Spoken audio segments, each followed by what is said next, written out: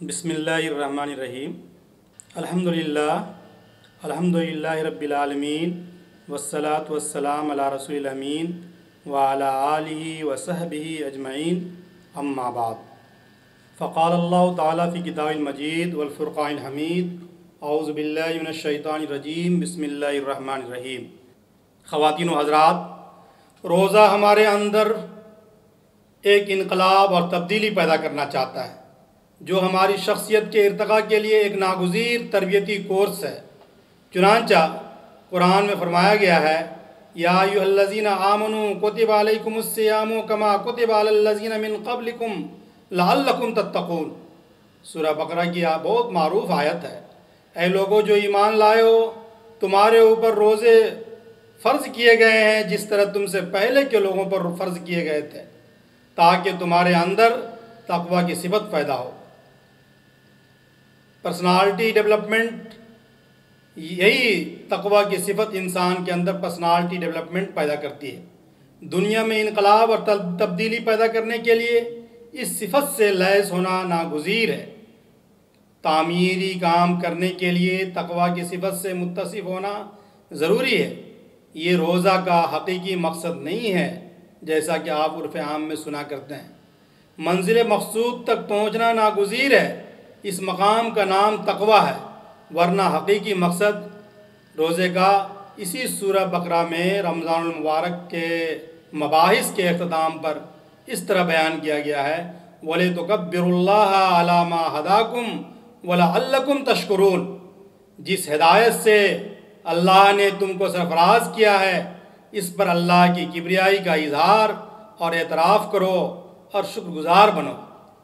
हज़रात, मालूम ये हुआ कि एक दानिशमंद इंसान के लिए किसी नेमत की शुक्रगुज़ारी और किसी एहसान के एतराफ़ की बेहतरीन सूरत अगर कोई हो सकती है तो सिर्फ़ और सिर्फ़ यही है कि वो अपने आप को इस मकसद की तकमील के लिए ज़्यादा से ज़्यादा तैयार करे, जिसके लिए कुरान नाजिल हुआ है, जिसके लिए अल्लाह के रसूल सल्लल्लाहु अलैहि वसल्लम मबूस हुए थे। यानी हम अल्लाह ताला की रज़ा का रास्ता मालूम करके उस पर ख़ुद भी चलें और दुनिया को उस पर चलाएं। इस काम को अंजाम देने के लिए तक़वा की सिफत ज़रूरी है। तक़वा नाम है बुनियादी तौर पर दो चीज़ों पर कंट्रोल का, एक पेट और दूसरी शर्मगाह। इंसानियत की तबाही और बर्बादी या फिर दुनिया को शर और फसाद से भरने के दो ही दरवाज़े हैं, नंबर एक बत्न और नंबर दो फ़र्ज। फितना और फसाद फिल अर्ज़ की पूरी तारीख़ उठाकर देख लीजिए, इन्हीं दोनों चीज़ों से इबारत है।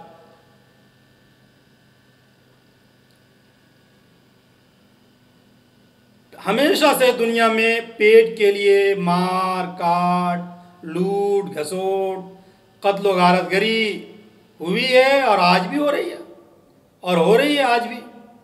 या फिर जिनसी ख्वाहिशात की तकमील के लिए इज़्ज़त व इस्मत को तार तार करके कत्ल गारतगरी, ऐश व इशरत का बाज़ार गर्म किया जा रहा है। रोज़ा बुनियादी तौर पर इन्हीं दोनों बुराइयों को या इन्हीं दोनों ख्वाहिशात को पर बंद लगाने के लिए आया है। दुनिया के सारे इंसान इन दोनों चीज़ों पर लगाम लगा लें, यानी पेट पर और शर्मगाह पर, तो फिर आप देखिए कि अभी और इसी आन दुनिया में अमन व अमान बहाल हो जाएगा। इसीलिए रसूलुल्लाह सल्लल्लाहु अलैहि वसल्लम ने फरमाया, तुम दो चीज़ों की ज़मानत दो, मैं तुम्हें जन्नत की ज़मानत देता हूँ। एक तुम अपने ज़बान की ज़मानत दो, और ज़बान से रिलेटेड ये सारी पेट और सारी चीज़ें हैं, और दूसरी शर्मगाह की ज़मानत दो, तो हम तुमको जन्नत की ज़मानत देते हैं। और याद रखिए, रोज़ा में इन दोनों चीज़ों की ज़मानत दी जाती है। इसकी ज़मानत के बगैर शरअन रोज़ा होता भी नहीं है। बहरहाल, रमज़ानुल मुबारक को मुफीद, मुअस्सिर और अपने हक़ में तरबियत और तज़किया और मग़फ़िरत बनाने के लिए चंद निकात की तरफ आपकी तवज्जो मबज़ूल कराना चाहूँगा। हज़रात, पहली बात तो ये है کہ رمضان میں ہماری کارکردگی کم نہیں ہونی چاہیے۔ عرف عام میں یہی تاثر پایا جاتا ہے کہ رمضان میں یہ کام کیسے ہوگا، وہ کام کیسے ہوگا۔ بعض لوگ روزہ کے بہانے کام چوری کرتے ہیں، ڈیوٹی میں ڈنڈی ماری کرتے ہیں۔ ایسے لوگوں کو معلوم ہونا چاہیے کہ رمضان کے مہینے میں بڑے بڑے معرکے سر کیے گئے، حق اور باطل کے درمیان فرق کرنے والی جنگ اسی مہینے میں لڑی گئی، غلبہ اسلام کی علامت فتح مکہ اسی مہینے میں پیش آیا۔ تو آخر روز مرہ کی مشغولیات اور مصروفیات سے بہانہ بازی، ڈیوٹی میں ڈنڈی ماری، منصبی ذمہ داری کی ادائیگی میں جی چرانے کا جواز کہاں سے پیدا ہوتا ہے؟ بھلا بتائیے۔ لہٰذا ہمیں پوری دلچسپی اور لگن کے ساتھ اپنا ذاتی کام، ملازمت کی ذمہ داری، ملی، سماجی، دینی فریضہ کو ادا کرنا چاہیے۔ روزہ ہمیں کمزور اور بزدل نہیں بناتا، بلکہ طاقتور بناتا ہے، بہادر بناتا ہے، ہماری قوت کارکردگی کو میں اضافہ کرتا ہے، مضبوط کرتا ہے۔ حضرات، دوسری بات یہ ہے کہ رمضان کا ایک تعارف رسول اللہ صلی اللہ علیہ وسلم نے یہ کروایا کہ وہ شہر الصبر، یہ صبر کا مہینہ ہے۔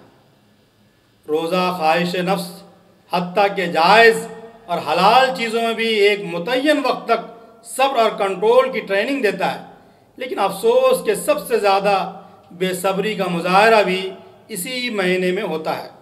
آپ کو معلوم ہے، خالی پیٹ میں غصہ بہت زیادہ آتا ہے، جیسے جیسے دن ڈھلتا ہے یہ غصہ بھی مزید پروان چڑھتا رہتا ہے، بالآخر صبر کے سارے پیمانے لبریز ہو جاتے ہیں۔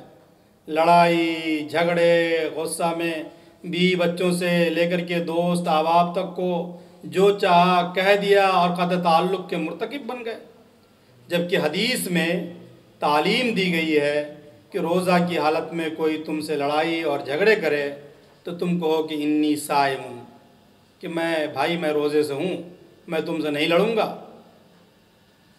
لہٰذا ہمیں اپنے نفس پر قابو پانے، صبر کی صفت پیدا کرنے، کم از کم اس رمضان میں غصہ اور لڑائی جھگڑے سے بچنے کا عزم مصمم کرنا چاہیے۔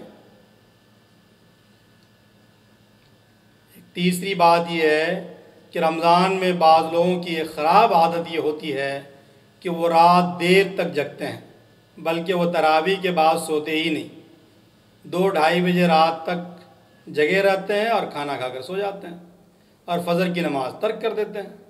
یہ بہت بڑی محرومی کی بات ہے۔ رمضان میں بھی نماز ترک ہو جائے، جماعت کا اہتمام نہ ہو، اس عادت کی اصلاح ہونی چاہیے۔ سحری کا اہتمام رات کے آخری پہر میں کرنا چاہیے۔ رسول اللہ صلی اللہ علیہ وسلم نے سحری کرنے کی تاکید فرمائی ہے، اسے برکت کا کھانا کہا ہے۔ جو لوگ باقاعدہ سحری کرتے ہیں وہ دن بھر اپنی ڈیوٹی بحسن خوبی انجام دیتے ہیں۔ سحری کے لیے رات کے آخری حصے میں جگنا چاہیے۔ بہتر یہ ہے کہ سحری سے کم از کم 1 گھنٹہ قبل بیدار ہو کر اذکار مسنونہ کا اہتمام، تہجد کا اہتمام، قرآن مجید کی تلاوت کر کے اپنے آپ کو مستغفرین بالاسحار کے زمرے میں شامل کرنا چاہیے۔ یہ مومن کی بہت بڑی صفت ہے جو قرآن مجید میں بیان کی گئی ہے۔ یہ صفت سحری کی طرح افطار کے معاملے میں بھی ہمارے یہاں افراد و تفرید پایا جاتا ہے۔ دوستو، بالعموم مرد حضرات گھڑی دیکھ کر کے دسترخوان پر تشریف لاتے ہیں تاکہ 1 منٹ بھی انتظار نہ کرنا پڑے۔ اس کے برعکس خواتین کچن میں اس قدر مصروف ہوتی ہیں کہ افطار کی مبارک اور مقبول گھڑی بھی امور خانہ داری میں گزر جاتی ہے۔ یہ دونوں رویہ صحیح نہیں ہے۔ رسول اللہ صلی اللہ علیہ وسلم نے فرمایا، للصائم فرحتان، فرحۃ عند فطرہ و فرحۃ عند لقاء ربہ۔ یہ بخاری اور مسلم کی روایت ہے۔ روزے دار کے لیے خوشی کے 2 اوقات ہیں، ان میں سے ایک وقت افطار کا بھی ہے، لہٰذا اہتمام کے ساتھ افطار کرنا چاہیے۔ اس مہینے میں ہمارے سارے معمولات بدل جاتے ہیں، لہٰذا ہمیں رمضان سے قبل تنظیم اوقات کر لینا چاہیے، نظام الاوقات ترتیب دے دینا چاہیے، بعض غیر ضروری مصروفیات کو ترک کر دینا چاہیے۔ مثلا بہت زیادہ اخبار بینی کرنا، نیوز دیکھنا، انٹرنیٹ اور موبائل میں مصروف رہنا، آج سب سے زیادہ وقت موبائل اور انٹرنیٹ پر ضائع ہوتا ہے۔ ہم اس سے منع نہیں کرتے، 2-3 اوقات متعین کرنا چاہیے جس میں نیوز پڑھ سکیں، ضروری واٹس ایپ چیک کر سکیں، اس طرح ہم اس پر قابو پا سکتے ہیں۔ رمضان سے پہلے عید کی بھی تیاری کر لینی چاہیے۔ بالعموم رمضان کے آخری ایام میں دیکھا یہ جاتا ہے کہ لوگ عید کی تیاری کرتے ہیں، اور رمضان کے آخری ایام کس قدر معتم بالشان ہوتے ہیں اس کا اندازہ اس بات سے لگایا جا سکتا ہے کہ رسول اللہ صلی اللہ علیہ وسلم سب کام سے اپنے آپ کو فارغ کر کے مسجد میں معتکف ہو جاتے تھے، اور ہمارا حال یہ ہے کہ 15-20 روزہ تک ایک ختم قرآن مجید سننے کے بعد تلاوت، ضروری اذکار، ساری چیزوں سے دستبردار ہو کر کے بازاروں کی زینت بن کر کے خرید و فروخت میں مصروف ہو جاتا ہے۔ ممکن ہے آپ کے یہاں ایسا نہ ہو، لیکن ہم جس شہر میں رہتے ہیں وہاں آخری عشرے میں افطار اور تراویح کے وقت نقاب پوش خواتین، کرتا اور پاجامہ ملبوس روزے دار نمازی حضرات بازاروں میں چہل پہل کرتے ہوئے آپ کو نظر آئیں گے، بلکہ ان کی وجہ سے ٹریفک جام ہو جاتا ہے۔ رمضان المبارک کی اتنی اہمیت اور فضیلت کیوں ہے؟ کبھی آپ نے غور کیا دوستو کہ نوافل کے ثواب، ابھی آپ نے سنا، فرض کے برابر، فرض کا ثواب 70 گنا بڑھ جاتا ہے۔ صرف ایک رات کو 1000 مہینوں سے بہتر قرار دیا گیا ہے۔ شیاطین قید کر دیے جاتے ہیں، جنت کے دروازے کھول دیے جاتے ہیں، جہنم کے دروازے بند کر دیے جاتے ہیں۔ اس کی ایک ہی وجہ ہے، وہ وجہ ہے نزول قرآن۔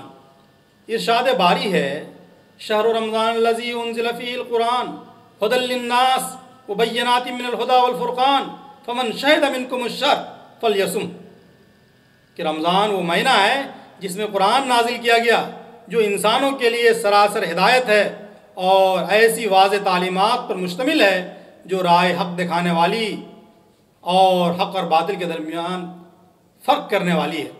لہٰذا جو شخص اس مہینے کو پائے اسے چاہیے کہ وہ اس پورے مہینے کے روزے رکھیں۔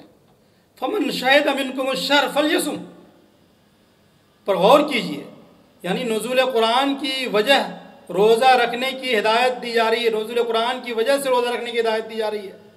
اسی کو سورہ قدر میں کہا گیا، انا انزلناہ فی لیلۃ القدر وما ادراک ما لیلۃ القدر لیلۃ القدر خیر من الف شہر، کہ ہم نے اس قرآن کو لیلۃ القدر میں نازل کیا، تم کیا جانو کہ لیلۃ القدر کیا ہے؟ یہ 1000 مہینوں سے بہتر ہے۔ یعنی یہ نزول قرآن کے سالگرہ کا مہینہ ہے۔ اس مہینے میں ہمارا تعلق قرآن سے مضبوط تر ہو جانا چاہیے۔ اس کتاب کا پہلا مخاطب ہم خود ہیں، یہ یاد رکھنا چاہیے۔ دوسرا مخاطب عامۃ الناس ہے۔ ہمیں بھی ہدایت، مارگ درشن، زندگی گزارنے کے لیے روڈ میپ اسی کتاب سے میسر آ سکتی ہے، اور عامۃ الناس کو بھی۔ اگر انسان قرآن سے ناآشنا ہو، قرآن نہ پڑھے، تو وہ نزول قرآن کے حقیقی مقصد تک کبھی نہیں پہنچ سکتا۔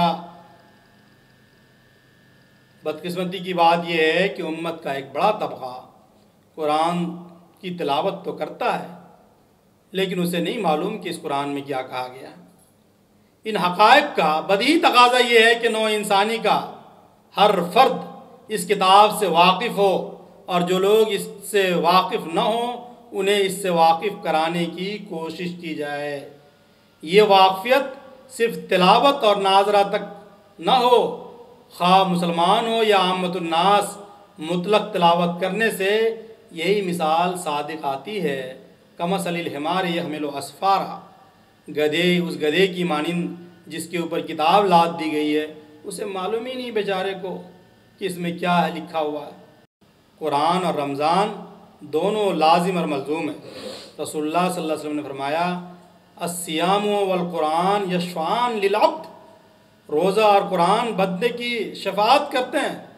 جسمانی تربیت کے لیے غذا کی ضرورت ہوتی ہے تو روحانی تربیت کے لیے وحی کی ضرورت ہوتی ہے۔ روزہ انسان کے اندر وہ ملکوتی صفات پیدا کرنا چاہتا ہے جس کے لیے قرآن کا نزول ہوا ہے، ہر سال ہزاروں حفاظ رمضان میں قرآن کا ورد کرتے ہیں، تراویح میں قرآن سناتے ہیں۔ خود جبرائیل امین رمضان میں آپ صلی اللہ علیہ وسلم کو ہر سال قرآن سنایا کرتے تھے، جیسا کہ آپ واقف ہیں۔ حضرات، رمضان اور قرآن کے منشا کے مطابق امت کی تربیت ہو جائے تو پھر قرون اولیٰ کا منظر آپ اپنی ننگی آنکھوں سے دیکھیں گے۔ اس کا آغاز بھی ہمیں اپنی ذات سے کرنا ہوگا۔ ہمیں اپنا رشتہ قرآن سے مضبوط تر کرنا ہوگا۔ رمضان سے تزکیہ حاصل کریں اور قرآن سے ہدایت حاصل کریں، اور اس کے بعد آپ اس دین کی اقامت، اس دین کی دعوت، انسانیت کی ہدایت، سماج اور معاشرے کی اصلاح، فرد کا ارتقاء، معاشرے کی تعمیر اور ریاست کو رہنمائی کام کریں، تو مجھے لگتا ہے کہ اللہ تعالیٰ ہمارے لیے بھی اور رہتی دنیا تک کے انسانیت کے لیے بھی وہ امن، سکون، خیر و برکت نازل فرمائے گا، جس کا منظر قرون اولیٰ میں ہم دیکھ چکے ہیں۔ اللہ تعالیٰ ہم سب لوگوں کو توفیق عطا فرمائے کہ ہم رمضان المبارک کی قدر کر سکیں، اہتمام کے ساتھ، اس کے ایمان کے ساتھ، احتساب کے ساتھ اس کے روزے کو گزار سکیں، اس کے شب کو شب بیداری میں گزار سکیں، اس کے دن کو تقوی للہیت کے حصول یابی کے لیے گزار سکیں، اور اس مہینے میں جو سب سے بڑی نعمت کی شکل میں قرآن نازل ہوا ہے اس سے ہم ہدایت اور رہنمائی حاصل کر سکیں۔ اللہ تعالیٰ اس بات کی ہمیں توفیق عطا فرمائے۔ وما توفیقی الا باللہ۔ والسلام علیکم ورحمۃ اللہ وبرکاتہ۔